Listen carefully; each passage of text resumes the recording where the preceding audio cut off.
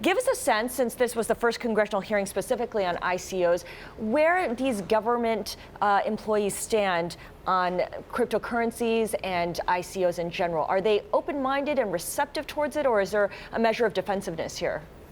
So it's always a mixed bag, I think, and you see some Democrats and some Republicans. It's not really a partisan issue who are skeptical, and you see some Democrats and Republicans who are very excited about the idea of new financial technologies. One area where I think there's commonality is that these are very complicated systems, and that there are a lot of different moving parts here.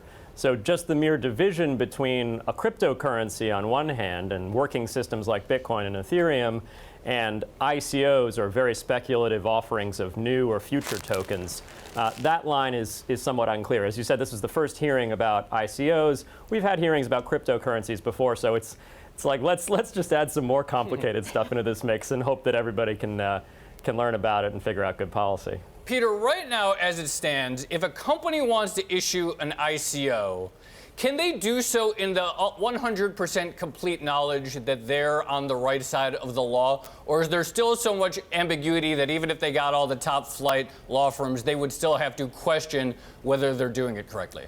Yeah, no, it's a good question.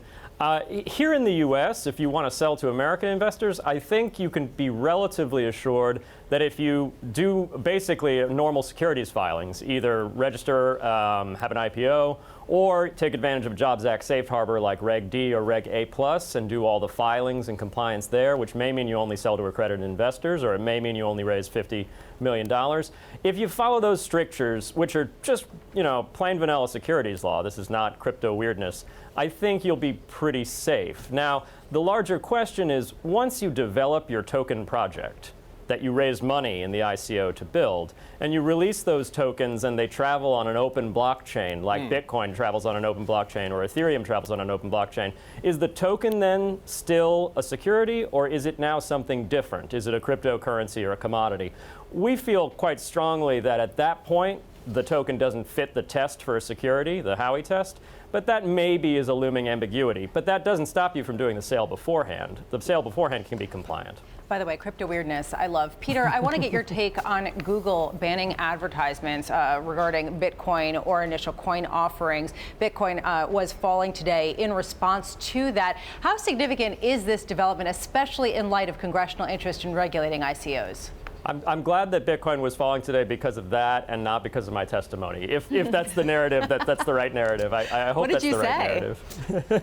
Oh, in testimony? Well, we mostly described this division between cryptocurrency and ICOs because I think it's really important. The technologies are different and the investor protection risks are different.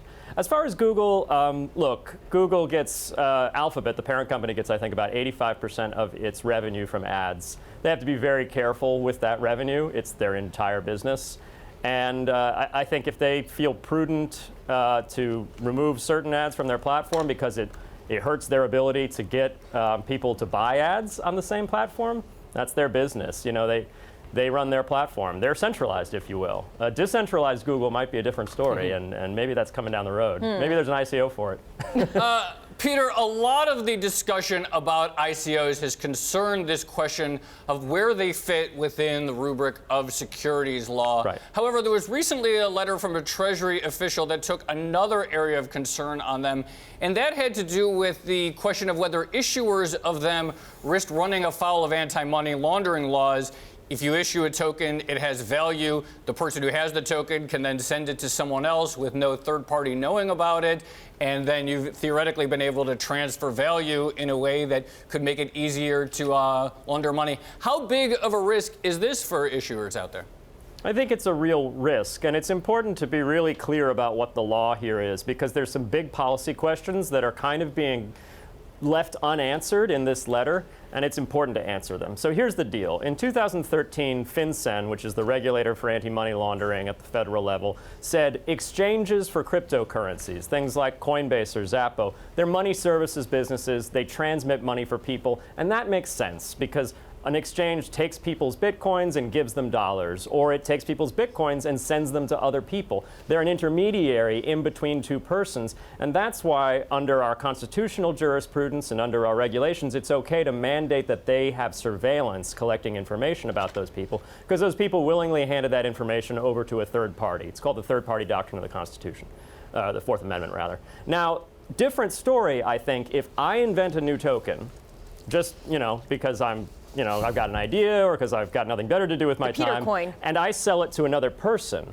Then there's no intermediary, there's no third party, there's just me and another person. So calling me a money transmitter because I'm engaged in a person-to-person transaction, to me, is an overreach, both constitutionally and from an interpretive standpoint as far as the Bank Secrecy Act and the anti-money laundering rules.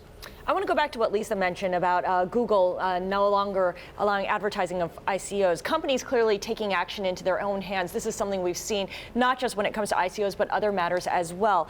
What's the appetite from where you sit and what you've observed? What's the appetite for Congress following existing policy or existing laws, existing rules, perhaps in other countries, versus creating policy from scratch?